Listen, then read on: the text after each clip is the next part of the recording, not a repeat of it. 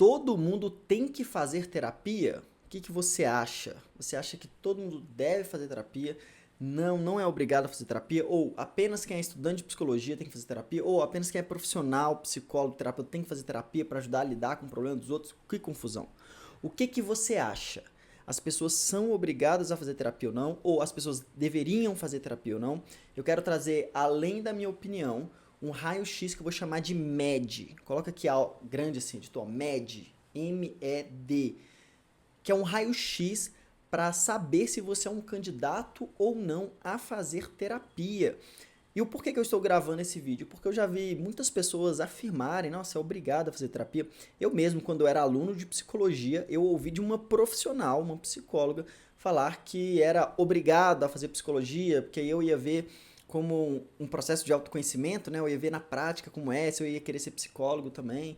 Enfim, eu não concordo com isso, tá? Eu vou começar falando isso, eu não concordo e não acho que seja obrigado para os estudantes de psicologia ou profissional, né? Psicólogo, terapeuta, fazer terapia. Como eu não acho que seja obrigatório um psiquiatra tomar remédio psiquiátrico ou fazer consulta com um psiquiatra. Como eu não acho que seja normal um cardiologista ter que ficar olhando o coração próprio dele todos os dias, fazer todos os exames todos os dias, enfim. Eu não acho que seja obrigatório para um profissional estudante fazer terapia. Mas e as pessoas que não são da área da saúde mental? Eu também acredito que não, tá bom? Eu não acredito que todas as pessoas devam fazer terapia. E não acredito que seja para todas as pessoas. Não acredito mesmo que a terapia vá salvar o mundo e seja a resposta para salvar o mundo. É claro que ajuda aí muito, claro, aquelas pessoas que precisam.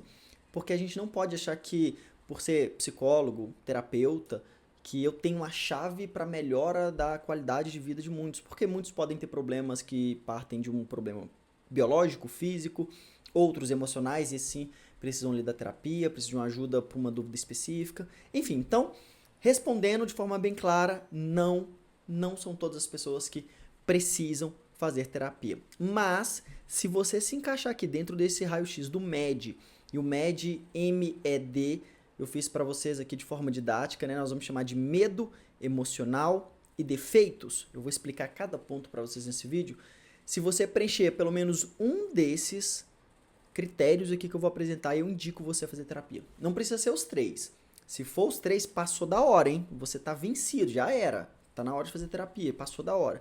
Se você apresenta pelo menos um desses, eu indico que você faça terapia, que eu tenho certeza que vai poder te ajudar. Primeiro ponto do MED, né, que é o medo. Estou me referindo a medos que atrapalham a sua vida.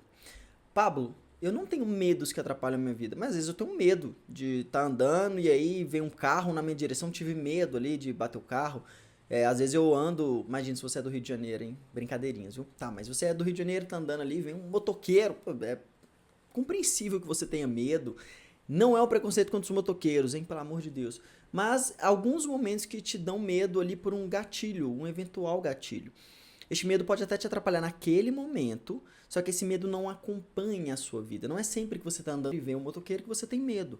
É aquela ocasião, às vezes você estava numa rua escura, estava em um local que já não é muito seguro, ou né, um carro que veio à sua direção, não é sempre que você está dirigindo que você vai ter esse medo. Então, o medo que eu estou me referindo aqui são medos que atrapalham a sua vida. Muitas pessoas não sabem, por exemplo, quando tem algum tipo de fobia específica, que poderia fazer terapia e ajudar e muito a melhorar este medo. Então, seja o medo de barata, medo de altura, medo de elevador, medos que a pessoa acha que é normal ter ou que só ela tem e que por ela ter desde quase sempre, ela acha que não atrapalha a vida dela. Mas quando ela entra no elevador, ela soa demais, ela tem muito medo, ela prefere subir as escadas. Uma pessoa que vê barata prefere nem mexer ou nem matar e fingir que não viu, sai de perto. E não confundam isso com nojo, tá? Que muitas pessoas têm nojo de barata, por exemplo. Mas é algo que pode ser trabalhado também na terapia, então fica esse ponto de atenção. Mas medos que são mais graves no sentido de fato, atrapalhar a vida da pessoa. Então suponha que você tem medo de dirigir um carro. Como que isso vai atrapalhar a sua vida de diversas formas? Imagine que você é um pai de família, o seu filho passou mal e a sua esposa não dirige. Ou você é a esposa, tá com seu filho em casa, ele passa mal e você não consegue dirigir, você não consegue levar ele para o hospital. Percebam, medos que atrapalham a sua vida são medos que podem, e diria eu, devem ser tratados em psicoterapia, porque através de métodos o profissional vai conseguir te ajudar, o terapeuta vai poder te ajudar, seja de uma escala de dessensibilização, seja através de métodos que ele vai julgar necessário, né, que o profissional julga necessário para melhorar ali o seu medo, para estabilizar o medo, diminuir o medo de forma gradativa, enfim. Diversas formas os terapeutas poderão ajudar você a lidar com este medo. Por exemplo, só de você começar a falar que você tem esse medo, a entender aonde é o início, qual é o gatilho inicial deste medo, você já vai conseguir ter um ganho maior, né, uma força maior diante deste medo que vai te paralisando. Então, quando o medo paralisa, quando o medo impede que você faça as coisas do dia a dia, as coisas ordinárias, é um fator importante para que você faça terapia. Agora falando sobre o emocional, eu quero trazer uma palavrinha antes do emocional, que é instabilidade emocional. É a parte emocional aqui do nosso raio-x. Você é uma pessoa que explode rápido, você é uma pessoa que tem dificuldade em lidar com imprevistos, você é uma pessoa que não aguenta lidar com o diferente, você é uma pessoa que sai de 0 a 100 muito rápido, ou que fica muito para baixo o tempo todo, com uma tristeza profunda, com uma instabilidade emocional de hora querer não fazer nada, hora querer fazer tudo. Você é uma pessoa, por exemplo, dentro dessa parte emocional, que julga muito os outros, né? Que tem um olhar muito severo para a realidade. Se uma pessoa está vestido assim, você julga, você quer fazer uma fofoca. Se uma pessoa faz tal coisa, você logo quer repreendê-la, você quer sempre estar agindo, pouco pensamento, muita ação. Se você tem instabilidades emocionais que os outros já te acusaram, né? Ó, Pablo, você é muito irritadinho, isso já aconteceu comigo, inclusive. Ó, Pablo, você é muito estressado, Pablo. Nossa, é muito estressado. Eu era tão estressado quando eu era criança, inclusive, que os meus dentes, eu rangia os dentes, tanta raiva que eu sentia. E as pessoas foram falando isso, era algo que pra mim não era consciente, era meio que normal, natural. E aí eu fui percebendo, cara, verdade, eu sou bem nervosinho, eu quero as coisas do meu jeito. Então, a partir destes momentos, você já começa a reparar em você mesmo que você possui instabilidades emocionais. E a psicoterapia pode ajudar. Percebam, a psicoterapia não é o único meio, tá? Não é o único meio. Por exemplo, esse meu nervosismo, eu pude ter outras coisas que me auxiliaram, e não necessariamente terapia, porque eu não fiz terapia nesta época. Mas você que está vendo esse vídeo, eu estou te apontando um dos meios possíveis, que é a psicoterapia, e vai te ajudar a ter uma estabilidade maior emocional, uma estabilidade maior do seu humor, porque dentro da psicoterapia nós poderemos investigar quais são as raízes dessas frustrações, as raízes destes impulsos, as raízes destes julgamentos. E a partir deste momento você começa a se entender melhor, um processo de autoconhecimento, de repertório interno, e aí você vai conseguir ter uma resposta comportamental melhor, estabilizando o seu humor, tendo uma estabilidade emocional, já que neste ponto nós estamos tratando justamente da instabilidade emocional. Por exemplo, se você convive com ansiedade há muito tempo, se você convive com insônia há muito tempo, qualquer coisa que possa parecer instabilidade emocional, a terapia vai poder te ajudar. Agora vamos para o último ponto, não menos importante, que são os defeitos graves, né?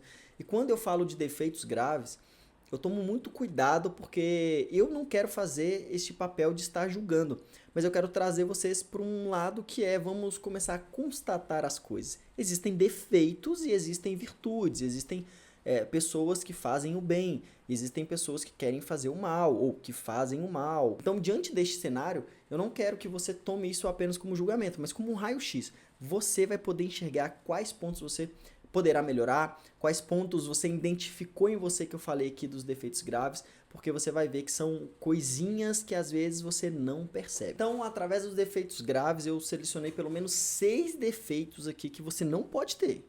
Se você tiver, é importante que você faça terapia. E não é que se você tiver um desses, você é a pior pessoa do mundo. Mas talvez seja interessante você melhorar estes pontos aqui antes de estar atendendo. Isso também não quer dizer que quem é psicólogo, terapeuta, já está atendendo, você é perfeito. mas que esses defeitos você pode até possuir, mas não de uma maneira grave, não numa escala que vai atrapalhar sua vida, vai atrapalhar sua vida com os outros. Isso é muito importante, não só para o seu atendimento, mas para a sua vida pessoal. Então, pega essa dica aqui dos defeitos graves, e o primeiro defeito grave é um excesso de consumismo. É aquela busca desenfreada por consumir mais coisas, né? Uma busca que visa o prazer em ter as coisas.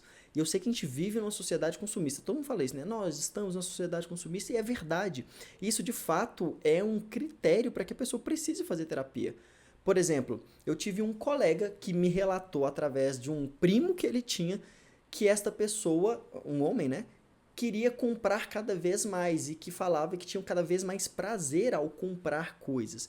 Então é claro que essa pessoa, não porque ela é profissional de saúde mental ou não, ou se ela vai atender ou não, mas é preciso que ela melhore isso para ela ter uma melhor qualidade de vida, senão ela fica refém desse excesso de consumir, de querer buscar o prazer através desta atitude. E um segundo aspecto que está ligado com este primeiro é uma ambição descontrolada. Se num primeiro momento nós temos uma busca do prazer, nós temos agora neste segundo ponto, nós temos a ambição como um descontrole, que é um querer possuir, um querer reter, né? Não só pelo prazer, mas querer ter as coisas. Às vezes nem é prazeroso, mas a pessoa quer reter, a pessoa quer ter. Inclusive na faculdade, na época da faculdade, um dos primeiros, ou o primeiro atendimento que eu tive em estágio e fui supervisionado, era uma mulher que morava em uma periferia, e ela tinha exatamente essa coisa do possuir. Ela não sentia prazer, mas ela guardava tanta roupa, tanta roupa, tanta roupa, porque ela tinha que reter. Então, é óbvio, se você tiver algo desse tipo também, eu indico que você faça terapia. O terceiro ponto que caía muito em mim, como eu disse para vocês, é exatamente a ira, né? A impulsividade, aquela reação que você vai de 0 a 100 muito rápido. Se você percebe esse modelo comportamental em você, a terapia vai conseguir te ajudar a entender este repertório e também ver meios de ações que sejam diferentes a só explodir. Se você é chamado de nervosinho, se você se esconde através do seu temperamento, eu sou assim porque eu sou colérico, né? Não é porque você é colérico, entendeu? É porque você não tem um controle sobre você mesmo, e você precisa ter este controle para que você viva melhor e que as outras pessoas que estão ao seu lado também vivam mais em paz com você. Quarto ponto aqui, quando eu falo, todo mundo começa a dar uma risadinha, começa a se encaixar. Eu tenho isso aqui de vez em quando ainda, que é a questão da preguiça, né? Hoje, por exemplo, foi um dia que eu não fui treinar, cara. Eu acordei, eu tinha que gravar esse vídeo aqui pra vocês, e aí eu falei, cara, se eu for treinar, eu não vou conseguir gravar o vídeo, e se eu não conseguir gravar o vídeo, depois vai me complicar também. É uma coisa de prioridade? É. Treinar é mais importante que gravar vídeo? É. Mas hoje, no dia de hoje, no meu caso, eu precisei fazer isso. E aí eu vou ter que treinar mais tarde hoje. É uma coisa que eu não gosto muito, mas enfim, vou ter que treinar para cumprir com os meus deveres. Mas se a preguiça atrapalha a sua vida a ponto de que você não consegue ter responsabilidade, você atrasa para reunião todos os dias, você atrasa para os seus atendimentos, você atrasa no almoço de família, todo mundo tem que ficar esperando você chegar, ou você chega no almoço em família, almoça e não ajuda a sair, levantar o prato da mesa porque você vai logo deitar. As pessoas acham que preguiça é uma coisa boa, né? Tem até uma frase, né? Vou curtir a preguiça. Não, a preguiça destrói a sua vida. A preguiça, na verdade, é um elemento que leva você a ser um cara medíocre, que as pessoas não podem contar com você.